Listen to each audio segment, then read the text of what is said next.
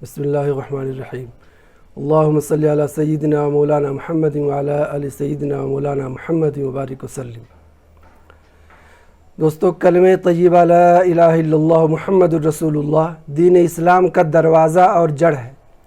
اس کلمے کو پڑھ کر کوئی بھی شخص دائرہ اسلام میں آ سکتا ہے اور نجات کا مستحق ہو سکتا ہے، مگر شرط یہ ہے کہ اس کلمے میں اللہ تعالیٰ کی توحید اور حضرت محمد صلی اللہ علیہ وسلم کی رسالت کا جو اقرار ہے اس کو اس نے سمجھ کر مانا اور قبول کیا ہو۔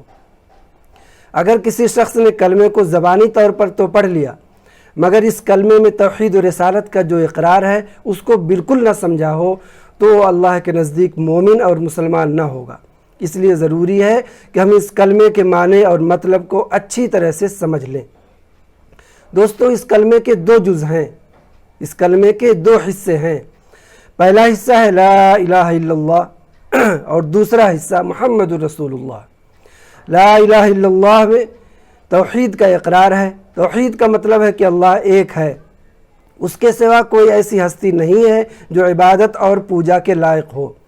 صرف اللہ تعالیٰ ہی کی اکیلی ایسی ہستی ہے جو عبادت اور بندگی کے لائق ہے، کیونکہ وہی ہمارا خالق و مالک ہے، وہی پالنے والا اور وہی روزی دینے والا ہے، وہی زندگی اور موت دینے والا ہے، بیماری و تندرستی، امیری و غریبی، بنا و بگاڑ، نفع و نقصان صرف اور صرف اسی کے قبضے قدرت میں ہے۔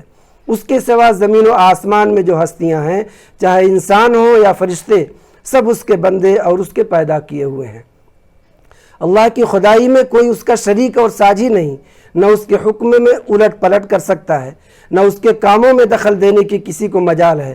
وہی ساری دنیا کا حقیقی بادشاہ، وہی مالک الملک اور وہی احکم الحاکمین ہے۔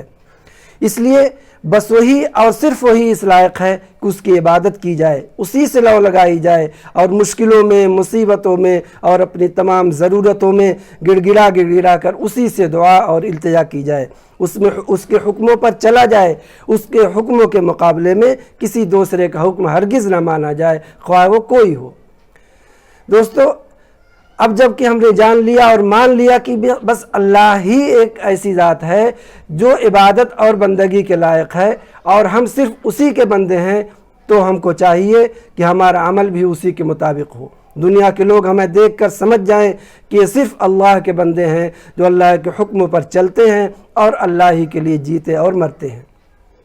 یہ لا الہ الا اللہ دین کی بنیاد کی پہلی اینٹ اور سارے نبیوں کا سب سے اہم اور اول سبق ہے۔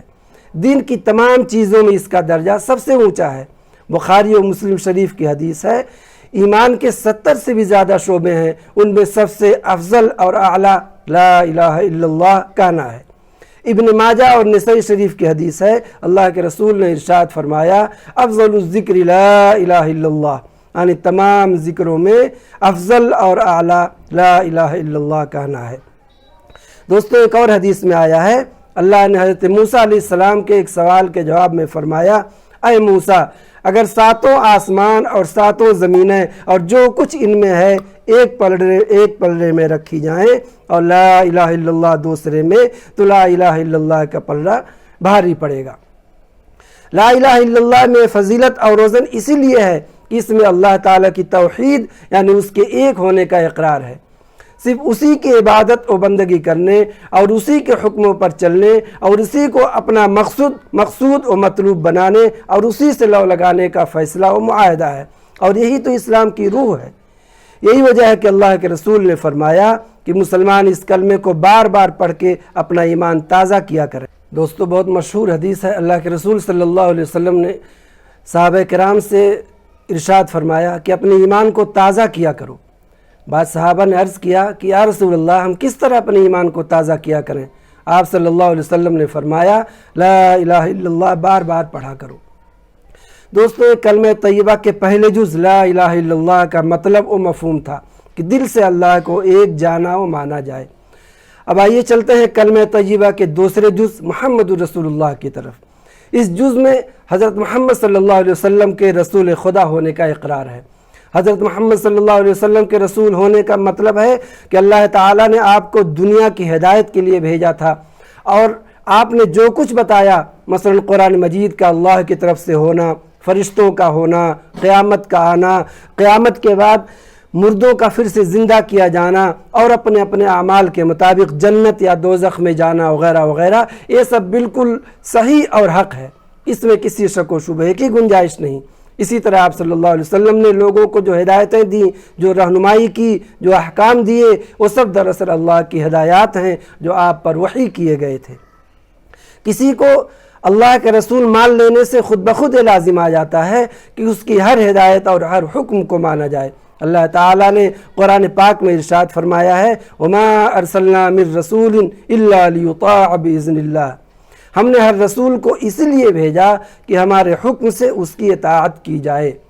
لہذا رسول پر ایمان لانے کا مطلب ہی یہ ہے کہ اس کی رہنمائی میں چلا جائے، اس کی تعلیم و ہدایت کو خدا کی تعلیم و ہدایت سمجھا جائے، اس کی ہر بات کو صحیح اور حق مانا جائے۔ اب اگر کوئی شخص کلمہ تو پڑھتا ہو مگر اس نے یہ طے نہ کیا ہو کہ وہ حضور کی ہر بات کو بالکل حق مانے گا تو وہ مومن اور مسلمان ہو ہی نہیں سکتا۔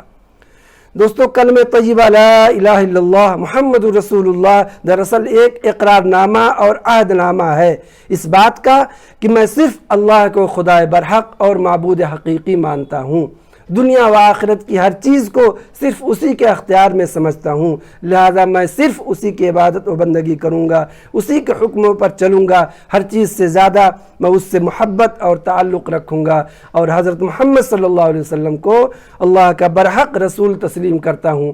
میں ان کی ہر طرح سے پیروی کروں گا اور ان کی لائی ہوئی شریعت پر عمل کرتا رہوں گا۔ اسی عہد و اقرار کا نام اسلام و ایمان ہے، اور توحید و رسالت کی گواہی دینے کا بھی یہی مطلب ہے۔ جو لوگ کلمہ طیبہ کو سچے دل سے قبول کر لیں اور دل، زبان اور عمل سے اس کی گواہی دیں، ان کے لیے احادیث میں بڑی بشارتیں ہیں۔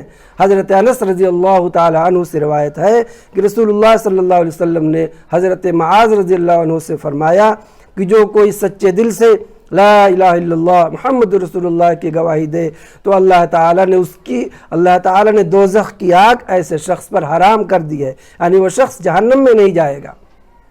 لہذا دوستو، ہم یہ طے کر لیں کہ لا الہ الا اللہ محمد رسول اللہ کی حقیقت کو خوب اچھی طرح سمجھ کر دل و زبان سے اس کی شہادت و گواہی دیں، اور فیصلہ کر لیں کہ اپنی زندگی میں اس گواہی کے مطابق زندگی گزاریں تاکہ ہماری گواہی جھوٹی نہ ٹھہرے، کیونکہ شہادت و گواہی پر ہی ہمارے ایمان و اسلام کا دار و مدار اور ہماری نجات کا دار و مدار ہے۔